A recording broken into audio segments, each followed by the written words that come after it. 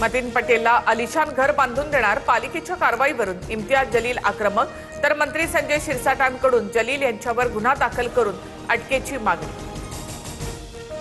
नीट पेपरफुटी प्रकरणातील संशयित आरोपी शुभम खैरनार याला 2 दिवसांचा ट्रान्झिट रिमांड।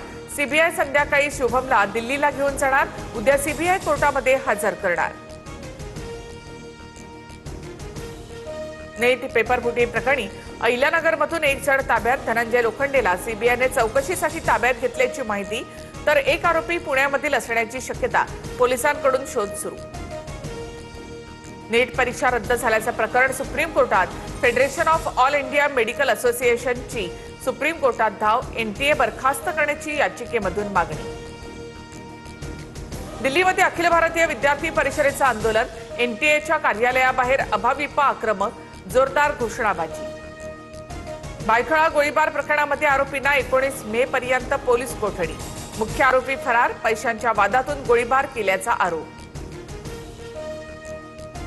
सोना चांदीवरील आयात शुल्क मोठी वाढ, आयात शुल्क 6% आता थेट 15%वर, पंतप्रधान मोदींकडून 1 वर्ष सोनं खरेदी न करण्याचं आवाहन।